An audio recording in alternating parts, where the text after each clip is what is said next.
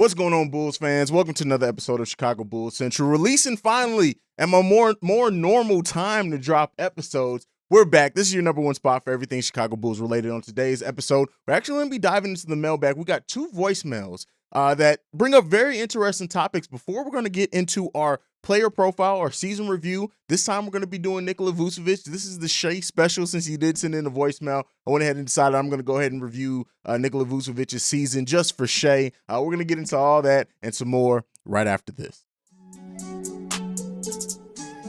You are now tuned in to Chicago Bulls Central, your number one place for all Chicago Bulls news and content.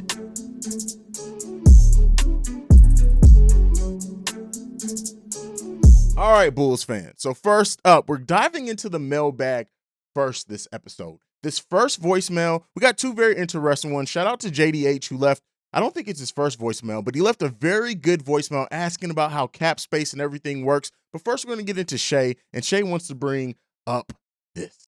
Hey, Haize, what's up? This is Shea. I've been thinking about this trade Nikola Vucevic thing now. I'm not saying that we should, Vucevic is my boy, but when it comes down to it, people are talking about trade him, but did you notice that he was the only Chicago Bull in this playoff series against the Milwaukee Bucks that dominated his matchup for majority of the game? And don't get me wrong, DeMar DeRozan scored 40, but he at times was making Brook Lopez look like a non-factor. We just didn't go to him that much. Anyway, tell me what you think. Peace. All right, so we all know that for anyone who's been around Chicago Bulls Central for a while, especially if you've been in live streams, Nikola Vucevic is Shea's guy. That is his guy. He's been supporting him all season, even throughout the droughts, everything like that. And we'll get into the end part of this episode. We'll do a review on Nikola Vucevic's season, and I'll give my rankings there. But he brings in this about Nikola Vucevic's playing the playoffs specifically. And what I will say, me and even Pat over on Locked On Bulls, we did say at certain points, especially in the playoff series, it felt like Nikola Vucevic was the only one that understood the moment at certain times. Now, that was more so specifically in the first two games. He still played very, very solidly, I would say, throughout that. But now, Shea says he almost nullified Brook Lopez. I wouldn't necessarily say that because Brook did his thing in a few of those games. But what I will say, and one of the common things is that, the discontent with Nikola Vucevic over the course of the season, yes, he was in a terrible shooting slump. And I'll talk about this a little bit more when I do a season review. His PER, his true shooting percentage, a lot of the things weren't as off as some people make it out to be. Now, Nikola Vucevic, just clearly watching basketball outside of the stats, did have a difficult shooting season, if nothing else. However many things you want to lobby towards Nikola Vucevic, the one thing that I think we all have to agree on is that his shooting this season, it was down for him. It was not what you expect from him. It's not what that for a player who's getting paid what he's getting paid that we should have done. Now, some of the things could be said. He did move to the third option, things like that. But overall, Nikola Vucevic and what we may be saying, and I said this at the beginning of the season, and some people thought that it was completely crazy that I'd be saying that. But as a big man, when you get past that 30 mark, when you get into 31, 32, 33 years old, you can start seeing a decline from certain big men, especially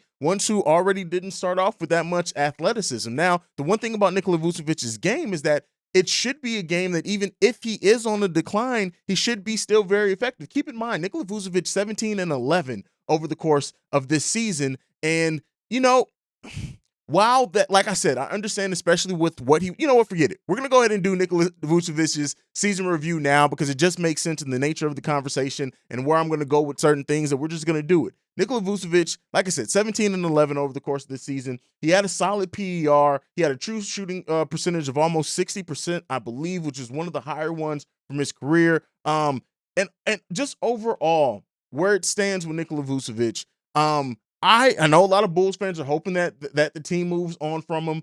I don't expect it. When you hear AK talk about things like continuity, when you hear everybody on the team talking about wanting to bring it back, the one thing and that's not to say that Nikola Vucevic doesn't have issues. He absolutely does have things that he needs to improve on, that he should be doing better. But I think we saw it a little bit, right? We didn't see it fully. But I do think that Patrick Williams does make things easier on Nikola Vucevic. I do think if they also improve the bench, bring somebody off the bench who can pair next to Vooch or pair next to Patrick Williams, it helps them. So Nikola Vucevic had a PER this season of 18.27, which it does actually sit towards the lower. I actually think that is one of the lower PERs. That's the third lowest PER of his career. He had a usage rate of 23.6%, which is down from when he was with Orlando last year from 29.4, and he still had a true shooting percentage of 53%, which is towards the middle of the range for his career. Now, Nikola Vucevic's season, I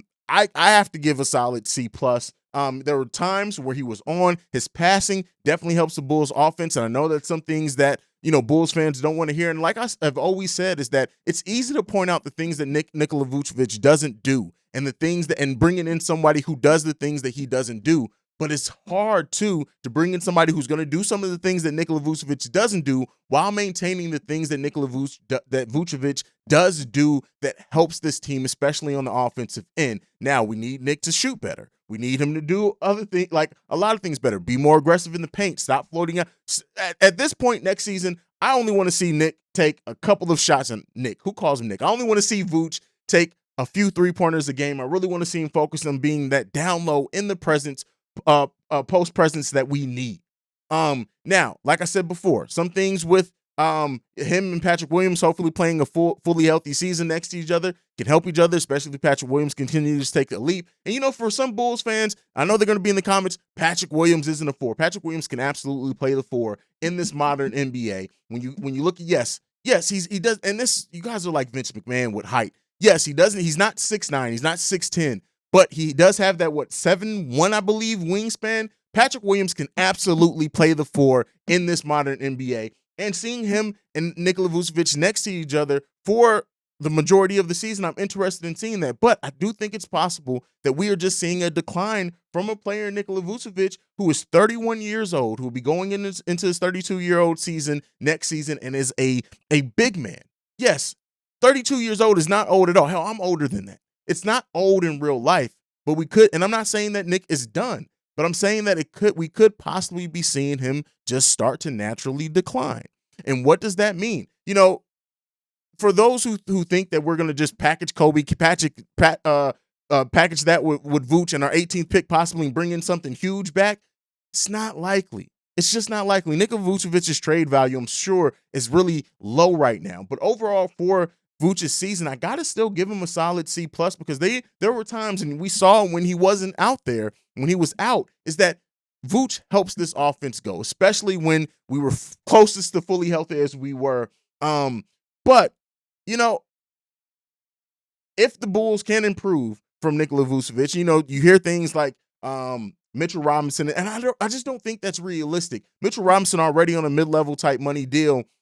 Does he come to the Chicago Bulls, who won't have cap space, for all they can offer him is a mid-level, unless they get interested with moving some pieces around? So we'll see what happens with the Chicago Bulls as far as improving that. But again, Nikola Vucevic's season isn't quite as bad as some Bulls fans would have you believe, and it wasn't quite as good as somebody like Shai would have you believe either. But that's where I sit. Let me know what you guys think down below about Shai's point with the playoffs, my points that I've made, and what ranking would you give Nikola Vucevic for his season? And I meant to put up a poll. About him and Javonte Green. I don't think I did one on Javonte Green yesterday either. But let's get into the next voicemail. And this one is a long one, but it's a good one from JDH. How are you doing, Haize? This is JDH, California. And if you can explain free agency to us very briefly, I'd appreciate it. Now, I left a comment the other day on one of your videos, and you said, if Zach LaVine leaves, what can the Bulls do? And I said, well, we could take the money we were going to give Zach LaVine, and we'll give it to other players. And you said, well, it doesn't work like that. So my question is, why doesn't it work like that? So if Zach decides he's going to sign with another team, and we're going to pay him upward $40 million a year, why can't we take that money and put it toward other players, whether it be 2 players or 1 player or 3 players? Why can't we just spread it around? It seems like it has to be a sign and trade. Like, unless we sign Zach LaVine and trade him, he's just going to be gone. But if we have $40 million or upwards of that to spend on him, and he decides to leave, why are we left with nothing? So essentially what I want to know is, how does free agency work? And if Zach decides to leave, why does that leave us with nothing?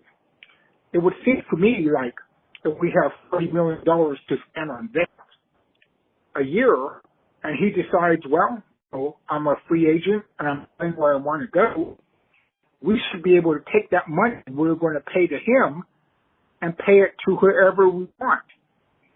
But it seems now if he leaves, we're just left with nothing. So how does that work? And if you could briefly explain that. All righty. And so JDH asked about cap space. And this is, I'm glad that he asked that. And I'm JDH, don't feel embarrassed at all for asking that, because there are a lot of people, especially in YouTube comments, who are making, ideas and predictions and free agent scenarios, not really understanding the NBA cap thing I'm not a capologist at all, right? I understand it to a degree, especially just by following the game and everything like that, but it can be a very difficult and overwhelming thing to fully take in. So, to focus on your main point there of Zach LaVine and the Bulls re-signing him, and if they don't re-sign him, does that money just go away? So the way that it works is that in the NBA, you can go over the cap to sign your own players. But that doesn't necessarily translate to just pure cap space to go out and spend that same money on somebody else if Zach leaves. The Bulls are already over the cap. They're under the luxury tax threshold. So there are two different things in play there with NBA. You have the cap. You can still go over the cap, but then if you go over a certain amount, you're into the luxury tax. That's the one thing that the Bulls have always tried to avoid, is the luxury tax. So with that being said, the Bulls are over the cap. So while they can give Zach LaVine that $40 million contract per year, if Zach were to walk away, they don't have $40 million to then go out and spend on somebody else because they're over the cap. They still only have their mid-level exception. They have a trade exception. They can make trades with certain players, and that's why you hear a lot of fans who, when they have the conversation about Zach LaVine leaving, they talk about signing trades, because that's really the only way that we can use that money that we would have given Zach to get assets back. So let's say the Spurs do sign, they have the cap space to sign Zach LaVine, then the Bulls contact them and say, hey, we can give you guys that extra year. We can get some extra money for you for Zach. But it has to be a sign and trade, meaning, hey, give us some of your first round picks that you guys have. Maybe give us one of your young guys, since now signing Zach LaVine, you guys are probably trying to compete now. So JDH, great question. But yes, it doesn't, that money that they give Zach LaVine, if he were to walk, we lose out on that. We don't have that as true cap space this season to go out and use that $40 million to try to improve the roster. This is why it's highly unlikely that the Bulls are going to let Zach LaVine walk, because at the end of the day, letting that much in assets walk away, because even if they do re-sign Zach and then in the two seasons, they get a great deal, and it's not likely. I want to make sure it's not likely they're going to trade Zach if they do sign him. But this NBA thing is all about assets. It's all about flexibility. Now, one thing could be said as well, not if they do lose Zach outright and he signs with another team, while that doesn't translate to immediate cap space this season, when you look at how things continue to go for the Chicago Bulls, Vucevic's $20 plus million contract coming off the books, Debo's contract coming off the books in 2 years, you can get cap space that way. Just by over the course of time, your contract's lessening. You now don't have a $40 million contract in the sense of Zach LaVine.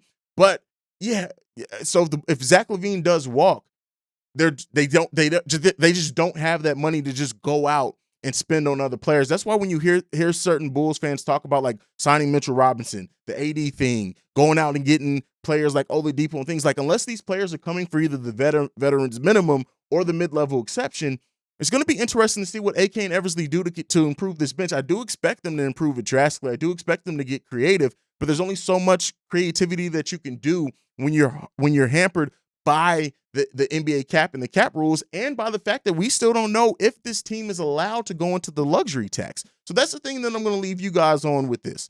Zach LaVine, whatever happens with his contract, do you think that the Reinsdorfs allow AK and Eversley to go into the luxury tax. We did a little bit of conversation on that early in the season when Michael Reinsdorf had his interview and things like that. But this season is going to be really telling on how much flexibility AK and Eversley have in really building out this roster when it comes to the luxury tax and things like that. Let me know what you guys think about that down below. But that's been another episode of Chicago Bulls Central. Thank you so much to JDH and Shay for sending in those voicemails. I want to hear from you guys as well. So don't be afraid to send in voicemails as well from you guys. But that's it. Make sure you're following the podcast at Bulls Central Pod. You can send us any feedback, questions, comments, concerns, bullcentralpod@gmail.com. Lastly, if you want to leave your text and or voicemail, you can do so at 773-270-2799. Like I like to end everything on, go Bulls. Love you guys. See red. Peace, y'all. This has been a presentation of the Break Media.